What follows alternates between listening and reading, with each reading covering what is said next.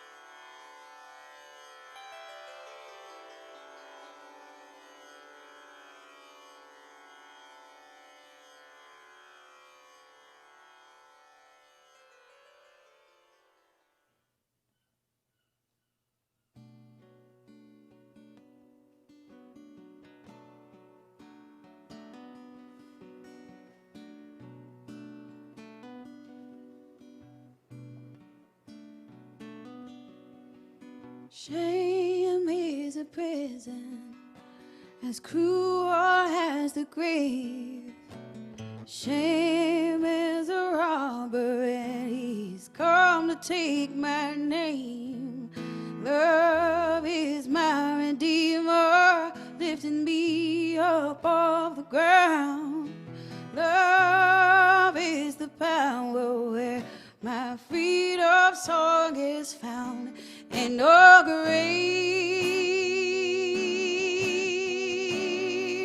gonna hold my body down.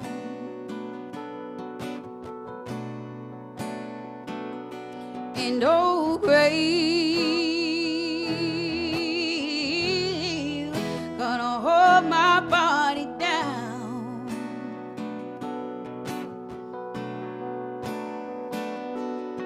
When I hear that trumpet sound, gonna rise up out of the ground. It ain't no grave gonna hold my body down.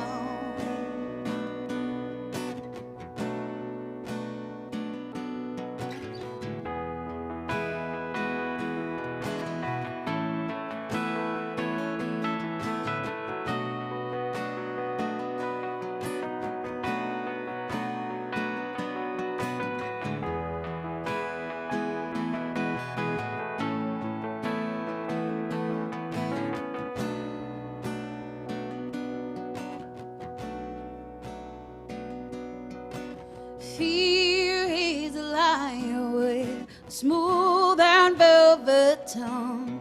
Fear is a tyrant, always telling me to run. But love is resurrection. Love is a trumpet sound. Love is my weapon, gonna take my giants down. And ain't no grave gonna hold my body down. It ain't no grave gonna hold my body down.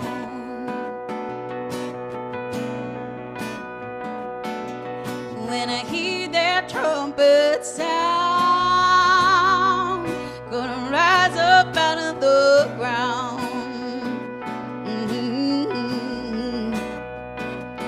Ain't no grave gonna hold my body down. It ain't no grave gonna hold my body down.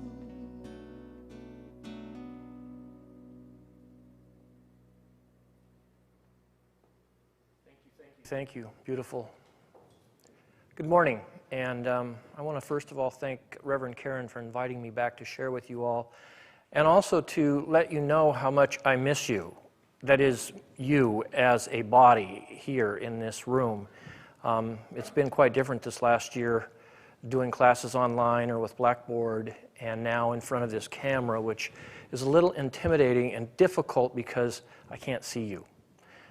But I can imagine you, and hopefully you get to participate this morning with us this way. So what I want to share this morning is related to what I've been experiencing the last 3 years. In 2017, my sister, younger sister, was diagnosed with cancer and died in 2017. A year later, almost to the date, within 1 day of my sister's death, my brother passed away, younger brother. Shortly after that, my father's wife passed away just a few days after my brother. My father called us and said, would you move to Enumclaw and help me because I'm dying of heart failure? And so we moved to Enumclaw in 2019 and took care of my dad until he passed away in 2020. During that same period, my wife's two parents were in assisted living, and they both passed away in that same time period. So I'm not saying this to garner sympathy or to say, oh, you poor guy. That's not the point.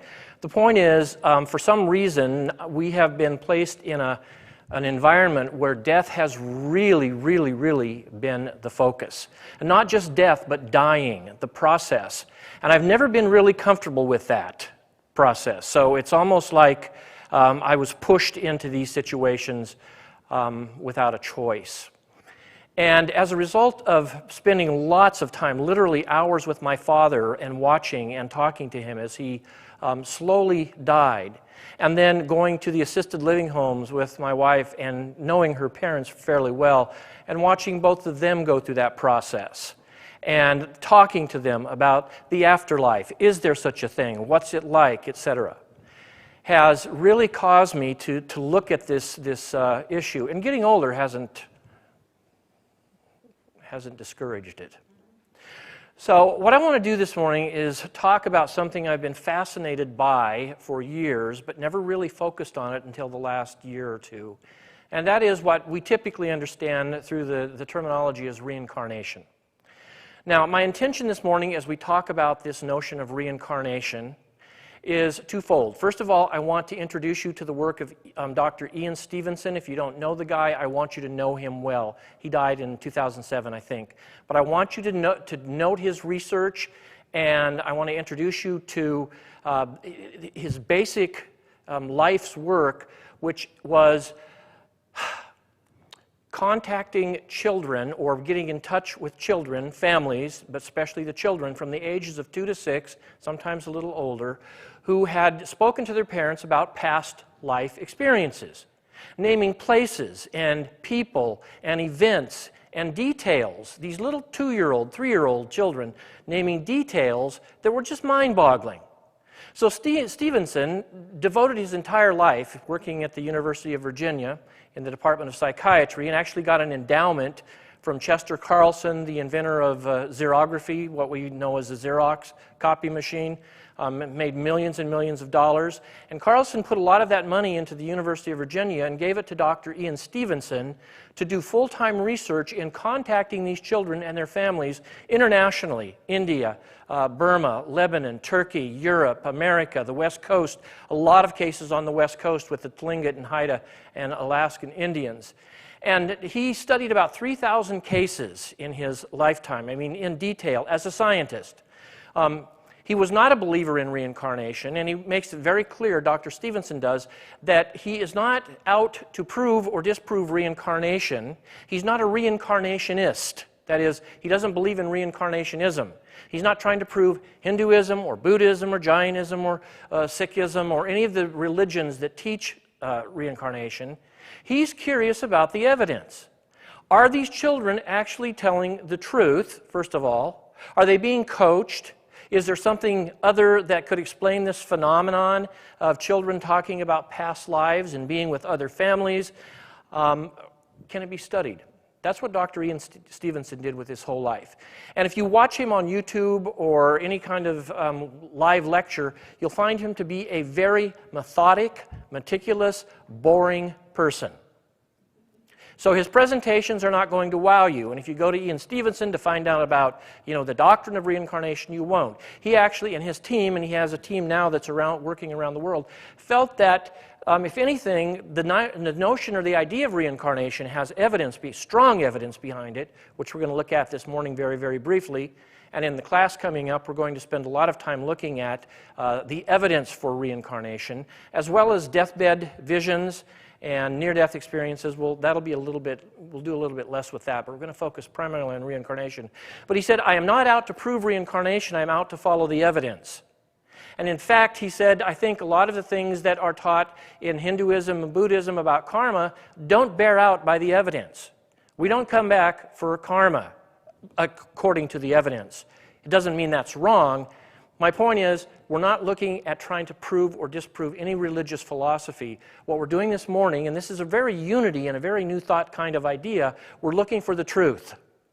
And I think sometimes even in New Thought, we can kind of get buried under our old doctrines instead of just opening the doors and saying, let's look for the truth. So this is what Stevenson is doing. So I want to introduce you to Stevenson, and the second thing I want to do this morning in this brief time is to maybe whet your appetite to come and spend the 3 weeks with us looking at this. And at the end I'll mention some books. Maybe even if you don't come to the class, you'll pick up 1 or 2 of these books and read them. This is not a bookish thing. It's not something that's just a sort of intellectual exercise. I'm not doing it for that reason. I'm doing it because the books are a doorway, a portal into fascinating evidence that may be the best evidence we have for something like this. And Stevenson and I, myself, begin this as a skeptic. And I think we all ought to begin all these things as a skeptic. What first caught my attention about this topic of the possibility of evidence for reincarnation is that Carl Sagan, y'all remember Carl Sagan, Cosmos, back in the 80s? Billions and billions of years ago. You know, that whole thing? Sagan was a huge skeptic. He was open. He was an agnostic skeptic. He called himself an agnostic atheist. That is, he wasn't a confirmed dogmatic atheist. He pretty much didn't believe in a personal God, but his mind was open to the paranormal. But he said, I have not seen any evidence for the paranormal. Sagan said, I've not seen any evidence for the paranormal except, he said, there's one area, and I quote, this is from Carl Sagan. However, he said, serious study needs to be done with young children who report details of a previous life, which upon checking turn out to be accurate, and which they could not have known about in any other way than something like reincarnation or re-embodiment. Now, this is very strong language from a man who spent much of his life trying to prove the paranormal is a hoax. And he said in most cases he could prove it. But he said this is one area where the evidence needs to be researched more deeply. This is exactly what Dr. Ian Stevenson did. Let me give you just a brief history of Stevenson. He was born in 1918, died in 2007, so he lived to be almost 90. And he did this research literally right up until just days before his death. But he started as an up-and-coming psychiatrist, educated at a really good school in Scotland, came to America, and was really well known for his work in psychiatry. Easily, as a young man, got a job at the University of Virginia in the just beginning Department of Psychiatry, and he spent 10 years in that, really forming that department at the University of Virginia. But he came across a case in his studies about parents who said their child kept talking about living a past life, saying things like, you're not my real mother, or I have another mother, and my father, and my siblings, and their names. And then the parents who were talking to him about this said, we actually went to find these people, and we found them. And many of the things this child, 2-, 3-year-old, was saying were confirmed by what we found. Well, this fascinated Stevenson, and he decided he was going to make his life work. So in 1967, there was a new department, the Department of Personality Studies, they called it.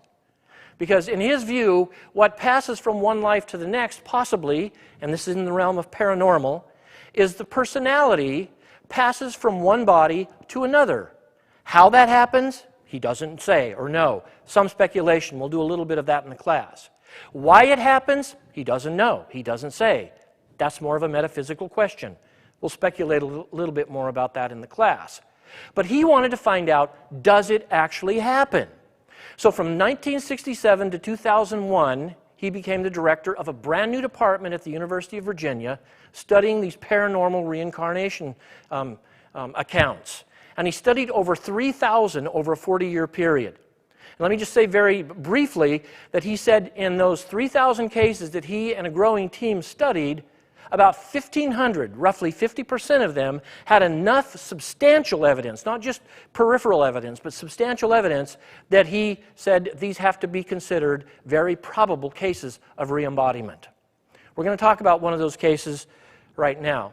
What I want to do is spend just a few minutes looking at, hopefully you can see this little book titled Soul Survivor. And this was just one of the cases that they researched, and this one actually came out in the book. It's an American case. We're going to talk about that for a few moments. If you Google this, you'll find YouTube, ABC Morning, Good Morning America did a whole program on this book, Soul Survivor. Other television shows picked it up and did something with it. They tend to sensationalize it because the audience doesn't want the boring evidence. They want the sensational story. But nevertheless, it's been covered. So, Soul Survivor, let me give you just the basics of this story. A little boy was born to Andrea and Bruce Leininger. Andrea and Bruce Leininger. And this little boy was named James. And about the age of 2, in fact, exactly at the age of 2, little James said to his parents one day, "I used to fly airplanes." And of course, parents, those of us who've had little children, know that they say things. They've been watching television, they've read books, they hear things from all over the place, and they just say things. And oftentimes they're wrapped in a fantasy, and we just watch them as they play with their dolls or their toy soldiers or trucks or cars or whatever they're doing, and we watch them fantasize, and we all did that as children. But this little boy talked about being a pilot. And one day he said to his mother, "I used to fly a Corsair." For those of you who know anything about airplanes, that's the name of a specific kind of plane. His mother said, "What's a Corsair?" And he said, "Most people don't know about those." She said they'd never talked to him about it. They didn't even know about it. He said, "Well, maybe he saw it on television somewhere." She said, "I don't think so. He wasn't too into documentaries, but maybe." As time went on, he began to talk about wanting to go to the airport and look at planes. And she said, "Well, you know, kids have these sort of fantasies." Now, Stevenson, in his work, kind of bouncing back and forth between these cases, and Stevenson said one of the things they discovered in studying these 3,000 cases is that in the young children, a lot of times, the children who claim to have lived in previous lives have a love for something specific. In this case, it was airplanes. For others, it's different things. But it's related to their claims for a previous life. In other words, Stevenson said, it may not be just genetics and environment that give us our loves and talents, but there may be some field that we belong to as a personality that is stored, that has these experiences, and as we come into this world with some of these predispositions and these loves and likes. So little James loved airplanes. But little James also started having nightmares at about the age of 2. And his mother heard him one night thrashing around in the room and screaming out loud, and she came in the room and she'd read in some child-rearing book that you don't wake a child in the midst of a nightmare. So she let him thrash about. When he finally woke up, she said, "Are you all right?" And he said, "Little boy crashed an airplane." And for the next few weeks, he had these nightmares every single night. And she said these weren't just little squirming in bed nightmares. These were full-blown, screaming terror nightmares. And it was always about a plane crash. So they finally took him to a psychiatrist, Carol Bowman, and I want you to know that name because she's written a couple of books on this past life stuff. Not past life regression. This is not past life regression. Stevenson makes it very clear that that's another phenomenon altogether, and it's almost impossible to find evidence for that. But he claimed that he had been in World War II, and he began to. The Carol Bowman said to the parents, "Let him talk about it." Most parents, when their children have these sorts of fantasies, they sort of discourage them to bring them into reality. She said, "Let him talk about it." So little James started to talk, and he told his mom and dad that he had died at Iwo Jima in a plane crash, that he was a fighter pilot, and that he had been on the Natoma. I think he called it the Natona as a little 3-year-old by this point. And they said, "What's a Natona?" And he said, "Well, that was the ship that my plane flew off of." And they said, "Okay." By the way, both of them were evangelical Christians, so they were not keen on the reincarnation idea. Now, his mother was sort of a New Age evangelical Christian. She kind of liked some of the New Thought stuff, but she thought they were a little too wacky. But she kind of liked some of their ideas, so she was a little more open than the dad. They were both educated, highly educated, and the father started to do some research as this little boy began to talk about his experiences. And it was just the beginning of the computer and the internet. Dad went online, did some research, looked Natoma, Natona, and he found that there was an aircraft carrier in the area of Iwo Jima in 1945, and from that, planes took off and were part of the invasion or the war with the Japanese in 1945. The little boy kept talking, and he said, "My name was James." And they said, "Well, of course your name is James." He goes, "No, my name was James. I'm James 3. And they said, "Well, who was James 2? That's who I was before." Stevenson said one of the things that convinced him this was not done because of coaching is because all of these cases he studied, the people speak in the first person. I, me. They don't speak about as if it happened to someone else that they know about. It's not an intersecting field of consciousness.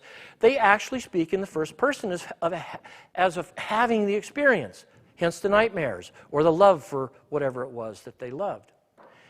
And he said he began to look on the internet, and he found that there was an aircraft carrier named the Natoma Bay, that the planes flew off of it. So he did some more research.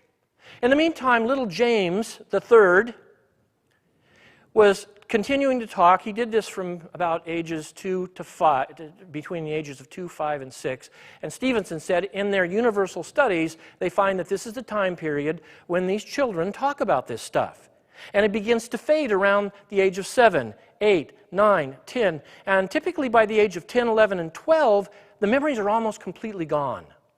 And by the age of 20, in the majority of the cases, they don't remember anything about it. And they said, "I don't know what I was even talking about." Some do, but many don't. Anyway, he said, "I was in Iwo Jima, my plane flew off of that aircraft carrier, and I was shot down." And they said, "Well, where were you shot down?" He said, "The front of the plane was hit, and it exploded, and I went down, and there was a big fire, and I died." Well, they decided to do a little more research on this, and they found that there was the Natoma. And, oh, one thing, the little boy said, "I had a very good friend. His name was," what was his name? I've got it here on the slide. Let me look. Jack Larson. He said, "I had a friend on the Natoma, a pilot named Jack Larson." So the father got hold of people in the Navy, and they looked through records, and this took several months of research, and they found someone named Jack Larson who'd been on the Natoma. They contacted Jack Larson. He was older man by then. And he said, "Yes, of course. I knew that pilot that flew that plane, the only one that was shot down in that war or the encounter we had there in Iwo Jima. His name was James Houston." And this was the name that little James said, "That was me." So Jack Larson shows up, and this little boy had named Jack as his buddy. Jack actually existed there. Now, this goes into a whole lot more detail. There was further verification. There were all kinds of details that came out. So many, and to such a case, that this little book was later written by the parents. And some people say, well, they just wrote this to make money. No, when you listen to the parents interviewed, the parents had no intention of writing a book about their little boy in reincarnation. In fact, they said this would have been the last thing on their radar. Now, let me just say this before I wrap it up here. There's lots of books that we're going to be looking at in this class, and I'm going to be suggesting, and many of them are easy reading. Ian Stevenson is a little harder because his research is very, very meticulous and scientific in its notations. But some of the people who have worked with him have written books in a more popular format. Here's a book titled Old Souls by Tom Schroeder, a journalist. Tom Schroeder had heard about some of these stories and heard about Ian Stevenson. And he asked Stevenson if he could go with him on some of his trips. And he went with him to Lebanon, where they studied about 20 years after Stevenson had been there in the 60s. They studied some cases to just kind of go back and see if they still held water. And Schroeder said, I went with him as a skeptic. Schroeder had studied past life regression, hypnosis, reincarnation, and he concluded that there was no strong evidence for that. Now, I know that makes a lot of people upset. It doesn't mean it's not true, Schroeder said, but he said, I couldn't follow the evidence as a skeptic. So he came to Stevenson with that same mindset, and he began to look at some of these cases. The Leiniger case that I just talked about was one, but there were many, many others that he looked at, and he ended up writing this book, Old Souls, as a journalist, and as a journalist who keeps his mind very open in the work, as does Stevenson, but he came to the conclusion that there is good evidence that there's something more going on than fraud or mistaken identities. All right, so I want to close by doing a couple of things here. First of all, I want to look at Charles Fillmore and what he said about reincarnation. Now, this is kind of moving from an evidentiary-based approach, which we've done with Stevenson, to a so what question. And this is an address to a group of people that probably have that question, so what?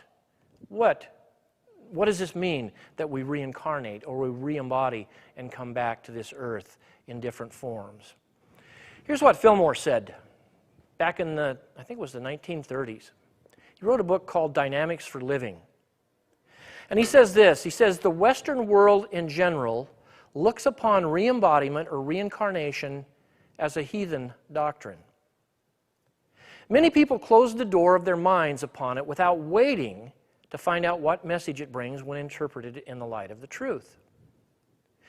He said, it is the object of this presentation in the book Dynamics for Living, and some of you I know have read that, it is the object of this presentation to set forth the unity teaching concerning reincarnation.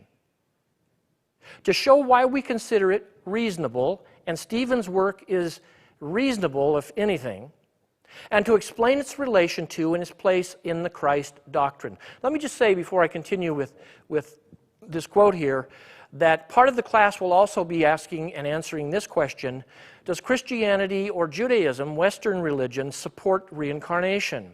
And the answer is, historically in the early church movement, there were a number of people that saw reincarnation and resurrection as working together. We're going to talk about that. And Fillmore is doing his work in the context of this Christian teaching. He goes on and he says this, the teaching of Jesus Christ is that all persons shall be made free from sin and be saved to the uttermost, spirit, soul, and body. Until this salvation is attained, there is death. To give humans the opportunity to get the full benefit of salvation, life is necessary. A body through which to express is also necessary. When a person loses their body by death, the law of expression works within that person for re-embodiment, the last statement. Fillmore says re-embodiment should not be given undue importance, and this is something Stevenson stresses. Reincarnation is not something that needs to be magnified. The question is, does it happen? And Fillmore's question is, if it does happen, what is it a means to? In other words, the end is not the doctrine of reincarnation. There's got to be some bigger reason for it. Here's what Fillmore says. Reincarnation is merely a temporary remedy to be followed by the real miracle, which is resurrection. Now, this was the Christian position, as we're going to look in the class for a few minutes, we'll look at it. The idea that many of the early Christians believed that we continued to re-embody until we had reached this place of maturity or completion or individuation, and at that point there would be resurrection. This is what Fillmore taught. But, he said, the whole person, spirit, soul, and body must be lifted into the Christ consciousness of life and life completed. So this is an answer to the question, why do we come back? And it is that old cliche, to learn lessons. And I say it's a cliche because sometimes I say it mindlessly, but if this is true, if it's true, and I'm not here to dogmatically say it is, but I think if you look at this research, there's really good evidence. If it's true, then we come to this earth school, I call it soul making, we come to this earth school to have a myriad experiences in order to perfect or to complete this thing called the field of soul. Another thing we're going to be looking at in this class is to sort of dismiss the notion that we are little souls that sort of bounce like Casper the Friendly Ghost from one body to the next. Now, more and more, the physical or the physics is suggesting that each of us is a field of consciousness and an embodied field that comes into embodiment in flesh, incarnation, in order to have experiences that we can't in the spiritual bodies in the larger field. And that is why sometimes it feels like there's two of us. Because the field itself is the larger I, but the little I's come down here and embody in these different experiences we have on this earth. But they're always in communication through the field, like a compass in the magnetic field. They're always in communication, and that's why oftentimes we have this feeling that I am talking to me. I remember as a teenager standing and looking in the mirror in our bathroom, and teenagers just do that sort of thing. But I would stand there and look in the mirror, and I would look at that body, that face, and wonder who in the hell it was. It's like I don't recognize him, but I recognize me. And this is the notion here that we're going to be exploring, that maybe we come back over and over and over, Hinduism, millions of times, and not just in this realm, but in many other realms, in order to make a unique soul. All right, I'm going to close there, but I just want to throw up, for those of you who are interested, I would suggest that you begin with Jim Tucker, Return to Life. This is a guy who works with Ian Stevenson and sort of took over the work after Stevenson died in 2007. Very good writer, very meticulous researcher. Or his other book, Life Before Life. And there are many, many others that we'll be looking at in the class. So, I want to thank you for spending time with me this morning, and I hope this piques an interest, not just for the class, but maybe for looking further into this for your own experience of life on this earth. And I'm done. Thank you.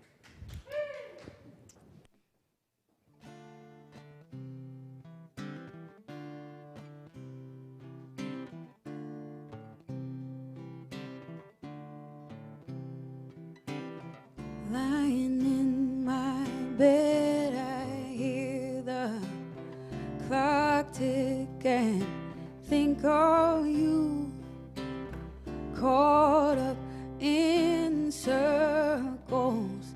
Confusion is nothing new. Flashback, one night almost left behind. Suitcases and memories, time after. Sometimes you'll picture me walking too far ahead.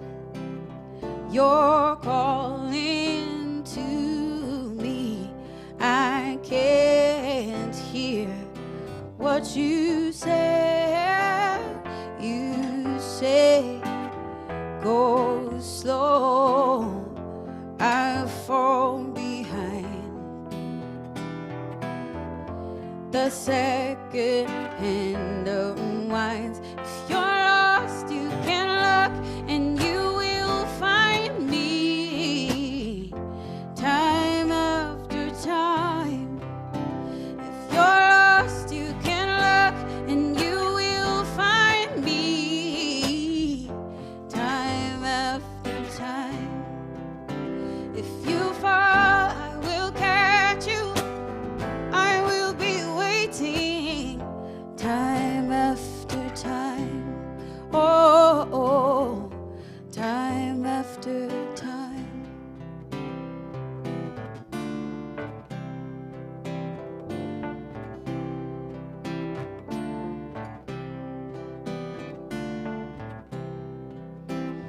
After my picture fades and darkness has turned to gray, watching through windows, you're wondering if I'm okay. Secrets stolen from deep inside. The drum beats out of time. If you're lost, you can look and you will find me. Time after time.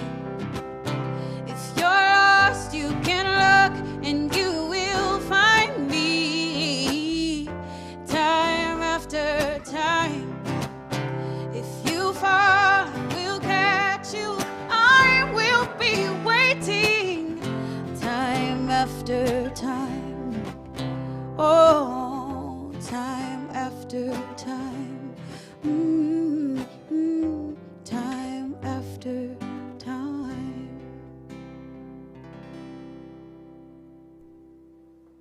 Thank you, Stephanie Ann, David, Aaron, Phil, Nick, and Michael. Thank you for being here this morning with us. So I just want to remind you, if you want to sign up for Michael's class, you can go to seattleunity.org and do that there. I know would love to have you joining us on Wednesday evenings for a deeper dive and exploration of this. We come now to that time in our service to bless and give our tithes and love offerings. So we just want to hold in love and light and gratitude for the prosperity that moves in and through this ministry and all the tithes and financial gifts that are given throughout the week and today. And so let us bless our offering together with our offering prayer. I give willingly, joyfully, and lovingly, knowing that God is the constant source of my supply. I give with graciousness and receive with gratitude. And so it is. Amen. And so let us now hold in prayer all those who have requested prayer throughout the week and also this morning.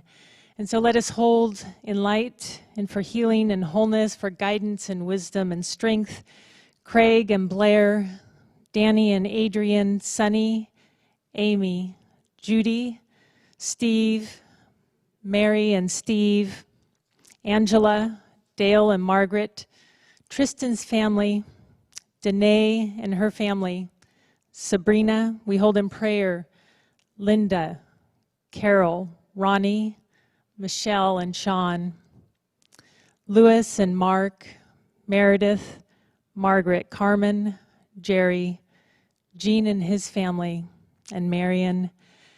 And let us just take a moment, and I ask us again to, from our hearts, also hold in prayer our country, Washington, D.C., and our leaders, for healing, for guidance, for divine order unfolding in these coming weeks, in the years ahead, for strong leadership.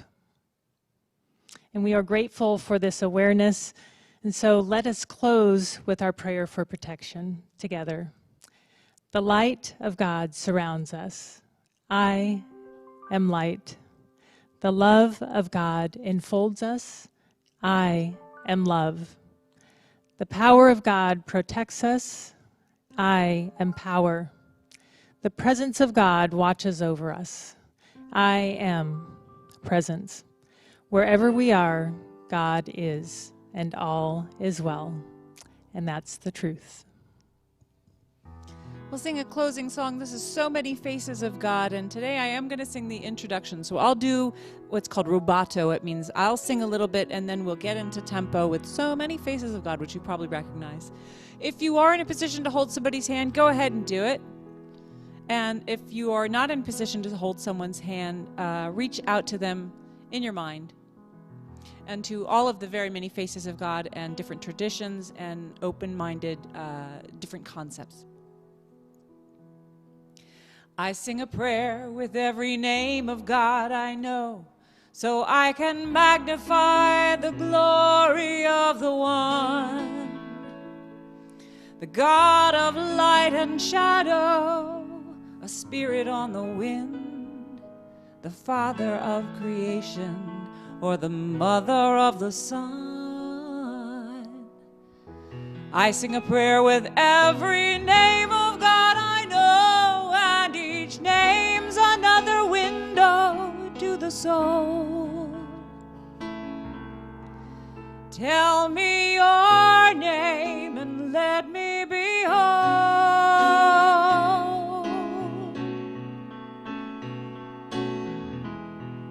So many faces of God, so many faces of God, so very beautiful, so very, very beautiful, so many faces of God, so many faces of God, so very beautiful. very, very beautiful. So many faces of God. So many faces of God. So very beautiful. So very, very beautiful. So many faces of God. So many faces. So very beautiful. So very, very